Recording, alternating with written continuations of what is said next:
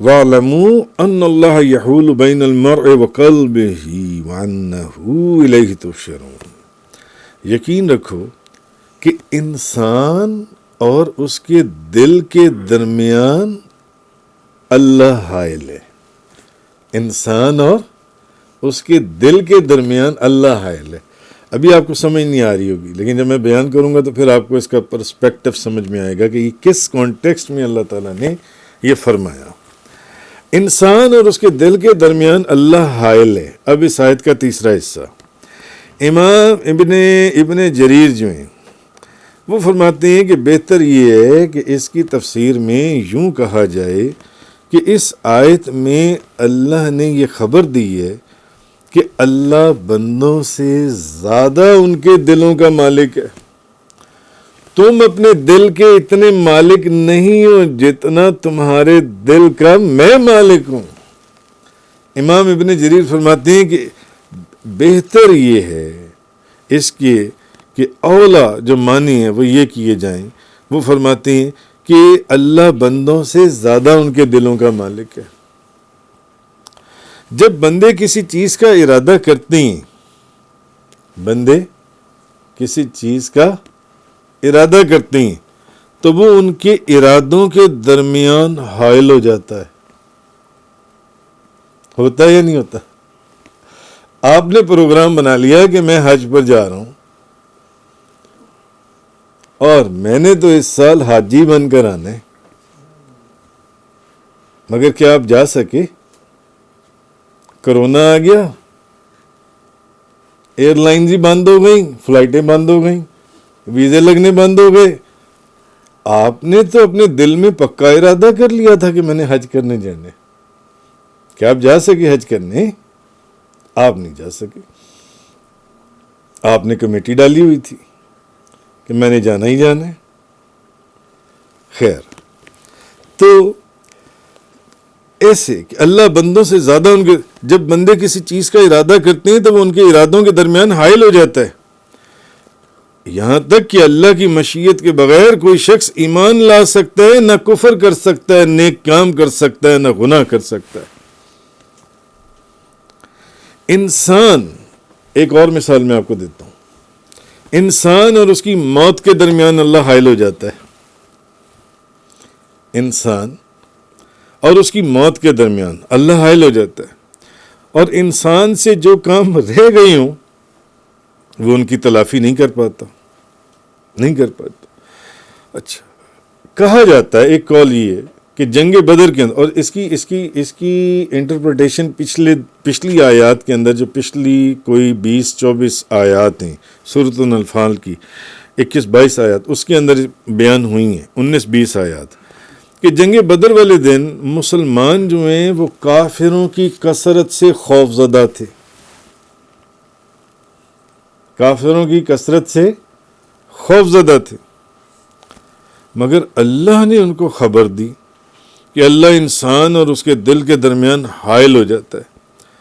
اور پھر وہ سارا اپنے واقعہ پڑھا کہ کیسے وہ رات کو بارش ہوئی اور کیسے ان کے اوپر نیند کو مسلط کر دیا گیا.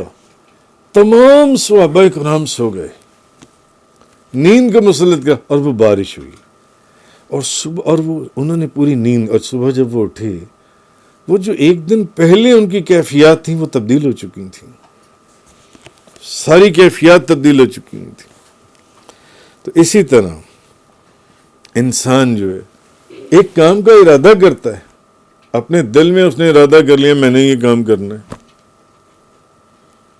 مگر فرض کر لیں کہ موت کا ہی وقت آ جائے، وہ نہیں کر سکتا. تو یہ چیز اللہ تبارک و تعالیٰ نے فرمائی جو ان سے ہے. تو حضرت عبداللہ بن عمر رضی اللہ تعالیٰ عنہما بیان کرتے ہیں کہ نبی پاک صلی اللہ علیہ وسلم اکثر یوں قسم اٹھاتے تھے، لا و مقلب القلوب، دلوں کو الٹنے پلٹنے والے کی قسم. دلوں کو.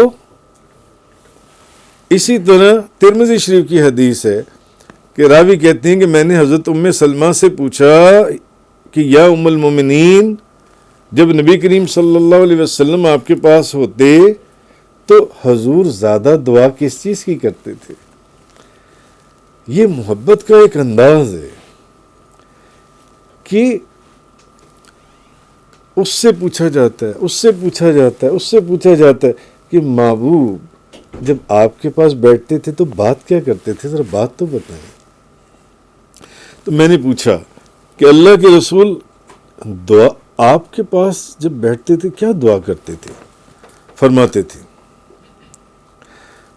تو انہوں نے کہا یا مقلب القلوب، حضور یہ دعا مانگتے تھے، یا مقلب القلوب میرے قلب کو اپنے دین پر ثابت رکھ۔ میں نے عرض کیا یا رسول اللہ آپ کس قدر زیادہ یہ دعا کرتے ہیں، یا مقلب القلوب ثبت قلبی علی دینک۔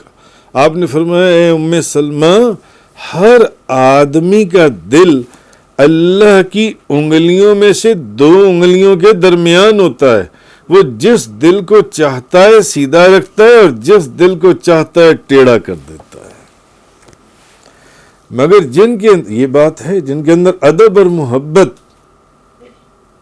کی شمع جل رہی ہوتی ہے، ان کے دلوں کو سیدھی راستے دکھا دیے جاتے ہیں، اور جن کے دلوں کے اندر نافرمانی یا بے ادبی اور گستاخی کی کوئی چنگاری جل رہی ہوتی ہے ان کو پھر نہیں۔ تو خیر حضرت ام سلمہ فرماتے ہیں ہر آدمی کا دل اللہ کی انگلیوں میں سے 2 انگلیوں کے درمیان میں، وہ جس کا دل چاہتا ہے سیدھا رکھتا ہے اور جس کا دل چاہتا